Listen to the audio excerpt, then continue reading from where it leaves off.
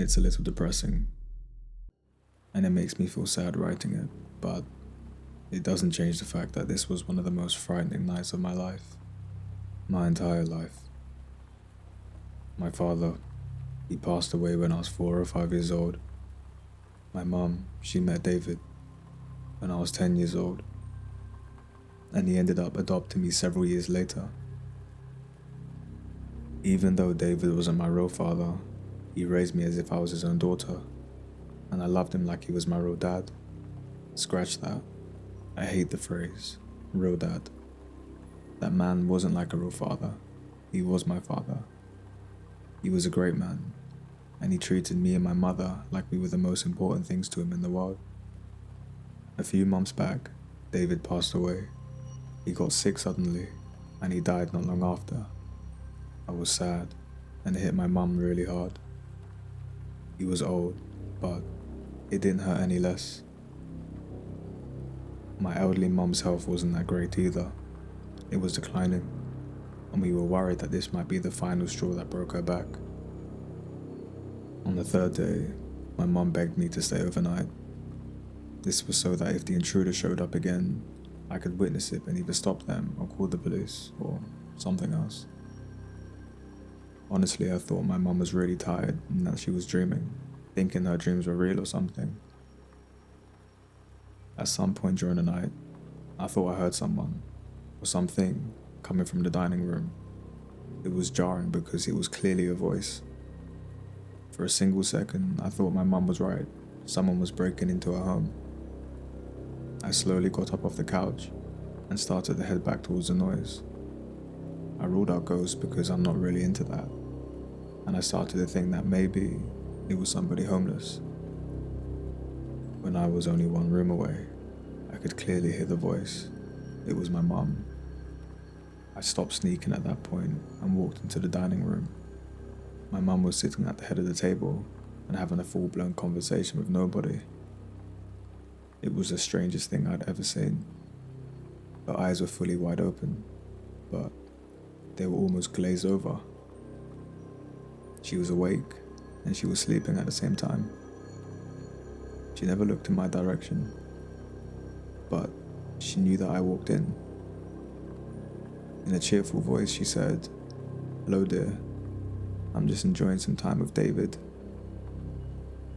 I looked over at the chair next to her, and it was slightly pulled out. She had pulled it out for somebody to sit in it. I got closer to my mum, and her eyes were even more disturbing. I could only see the white parts of her eyes. Mix that with her smiling and talking. It was incredibly creepy. I gently tried to tell my mother that David passed away, and she just laughed and waved her hand in my face. She said, "You're so silly. David's sitting right here." I was at a loss for words. I didn't know the correct way to handle it at all.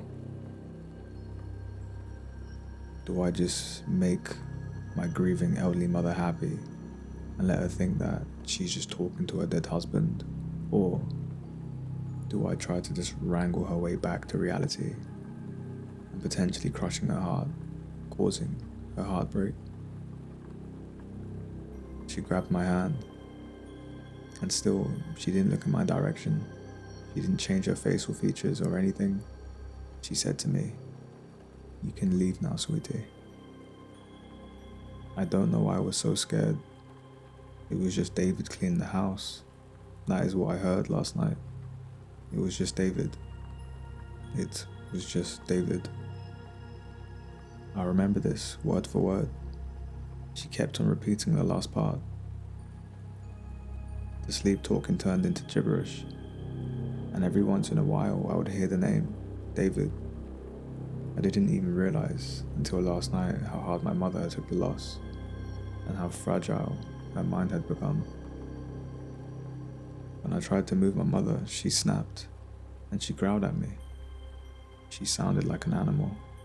She said, "Don't touch me. I'm talking to him." I called my husband, and he met me over here, and we decided to call 911 because we didn't know what else to do. When they tried taking her to the hospital, she became extremely hostile and even violent. Not because we were taking her from her home, but because we were taking her from there. From David. David. She kept on saying that she wasn't allowed to leave because David wanted her there. The mind, it can truly conjure up anything when it's hurting. And my mother passed away not long after that night. God rest her soul. She never came back to her usual self after that night either. She never went back to normal. The doctors told me that she had some type of nervous breakdown. This was due to her age, and she couldn't separate the reality from her mind. Being stalked in the night is horrifying. I've read and heard enough stories over the years that I consider myself almost desensitized to the notion of being stalked. I say that now, but I'm sure that if I was really being chased by some crazy man, I'd probably jump out of my skin. I will say though that I do know what it's like firsthand to be potentially staring at death right in the face. Last year, I decided to rent a little cottage that was practically in the middle of nowhere. I don't love people, and honestly, I hate this city.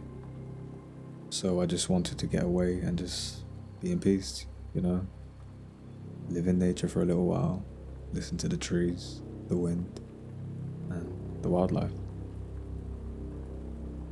This place, it was adorable, and its wilderness location was perfect. I was up in the mountains, but I could still see the sun in the afternoon. I was as close to heaven as I'd ever been before. Up in these parts, it's not uncommon to see wildlife come right up to you in a cottage, like deer or even bears, but I wouldn't really recommend the bears. A few weeks ago, a couple of bears came and they actually tried to get some food out of my cottage, but luckily they weren't successful. I wasn't scared. I was actually excited. I got some cute videos that I'll be able to enjoy for the rest of my life. However, one night at the cottage, things got bad. I may have accidentally gotten a little too drunk, and as a result, I passed out in the recliner, which is in the main room of the cottage. Just to give you an idea about the size of the place, it had a small kitchen, much like you'd find in a typical apartment. There was a main room with just one recliner and a small chair, table, and a bed that was situated in the back. On the back side, there was a little bathroom with a walk-in overhead shower. In other words, 2 people could not live in this cottage. Because I had drunk too much, I forgot to lock the front door, which wasn't really a huge deal because I lived in the middle of nowhere. It was more a comfort thing that I liked to lock the door. It doesn't matter where I am, I just like the idea of a door being locked whilst I'm asleep. Well, my nightmare was about to come true because I woke up to the sound of things smashing and breaking. The sound was coming from the kitchen. The kitchen was where the door was located, the front door. I thought I was being punished for the one thing in my life that I didn't do. I didn't lock the door. Just my luck, eh? The thought of an intruder in the middle of nowhere. I grabbed my pocket knife and I snuck to the doorway. Let me tell you, I wish it was an intruder. Let me rephrase that. I wish it was a human intruder. In the kitchen, going nuts, digging through all the trash and the food that was left in the fridge, was a fully grown mountain lion. Its tail was whipping back and forth, and it was making this horrible, guttural growling noise. I didn't know if that was a sound of enjoyment, or if this thing was ready to rip my face right off. Either way, I honestly did not want to take that chance. In the little bathroom, there was a small window, and I was pretty confident I could climb out of it, but I was too scared to make any noise for the fear that this giant cat would hear me. The more the mountain lion growled, the more scared I became. I finally made a run to the bathroom. The cat heard me. Do you want to hear something scary? YouTube the sound of a fully grown mountain lion growling. Now, imagine that just a few feet away from you. It was one of the worst things I'd ever heard in my entire life. As I ran to the bathroom, I slid the door shut and I heard the mountain lion jumping. For once, the small bathroom came in handy. I was able to hold the door shut with one hand and reach across to open the window with the other. I didn't care about the deposit, so I just kicked the screen out. And in one fell swoop, I dove out of the window. As soon as I let go of the door, the mountain lion was able to open it. All I remember seeing was this vicious looking head growling as I tried to jump out the window, but it couldn't or didn't. I ran to my car, which was thankfully unlocked. I got into the car and locked the doors.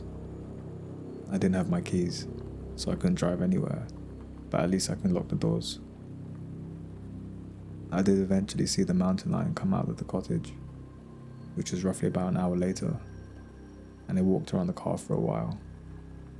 That scary cat continued to make these low, guttural sounds, and even bared his teeth a couple times.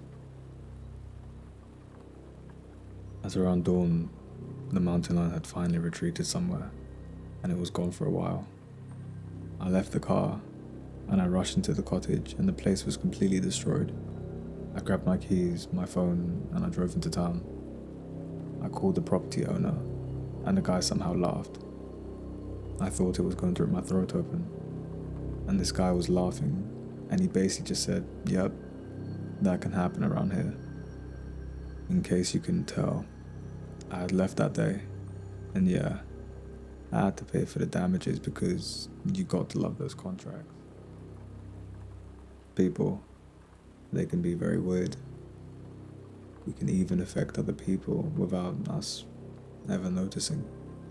It just blows my mind that what other people are thinking is just crazy. I'll tell you my story, then you'll know what I mean. At the time, I was working a ton, saving money to buy my girlfriend a ring. Spoiler alert, we're married now. We were renting a small house, but this was still better than renting an apartment. I also was saving money so we could buy a house. She was also saving money for the same reason. Since I was working so much, she decided to volunteer for a 5-day retreat with the company she worked for. She would get paid a ton of overtime, and this would also allow me to work overtime at my job even more. I was going to miss her, but it seemed like a great opportunity to get some extra cash, especially with the holidays rapidly approaching. On Wednesday when I left for work, I noticed a weird smell in my car. Not a bad smell, just a very strange one. It was like some sort of perfume, but one that a younger girl would wear. Some thoughts crossed my mind, but I eventually chalked it up to some weirdness, and I didn't really understand. And honestly, I didn't really care that much either. It was just a small smell after all. That night, I had a horrible time sleeping.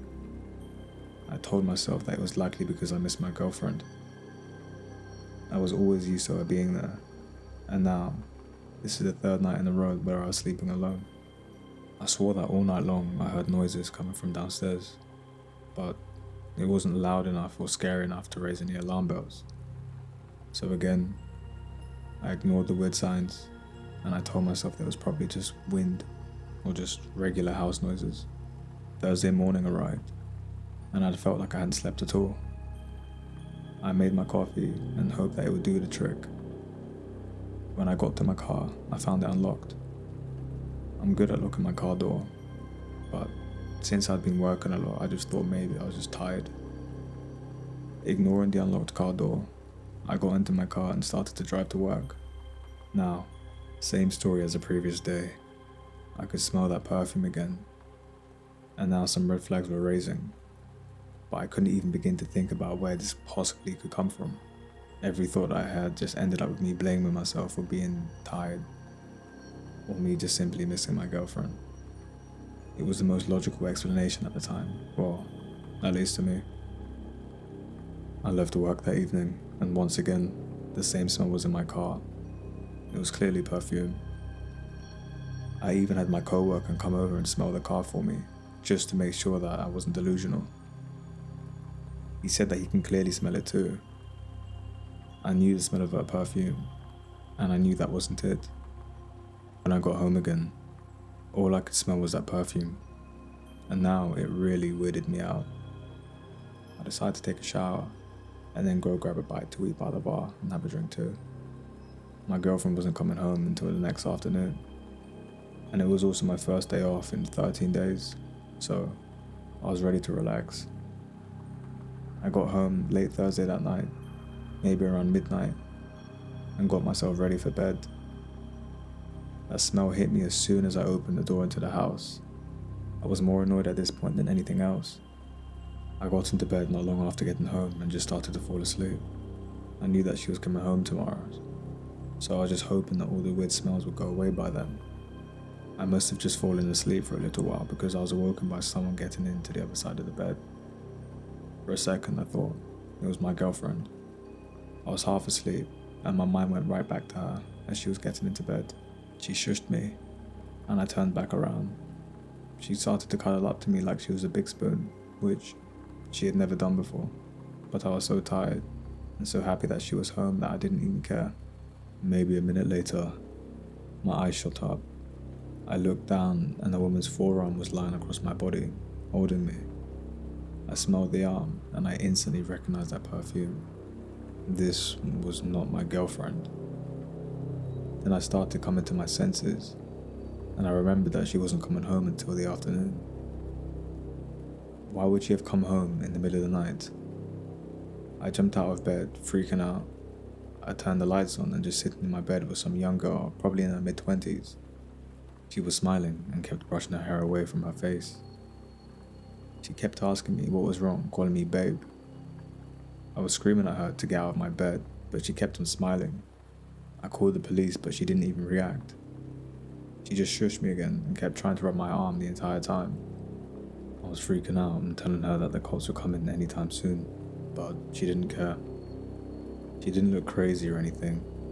She seemed pretty normal. She was also dressed in a very small, low-cut piece of nightwear. And when she got out of bed, she tried to console me. The cops showed up, and I immediately went to them, pleading my case. And the woman just sat there letting me do this. She wasn't armed. She hadn't tried to hurt me. And her criminal record was clean. The cops took her out, and she said in a weird, calm voice to me that she loves me, saying that she'll be back, and that this is just a misunderstanding. After some investigating, it turned out that this woman was our neighbor on the street where we lived. She was a quiet girl, so quiet that I didn't even know that she existed on the same street as me. While she lived at her home, she had become infatuated with me, or obsessed with me. When she noticed that my girlfriend hadn't been around for a few days, she started to break in. The poor girl fully convinced herself that I was in love with her. Last I knew, she was being treated for some kind of illness.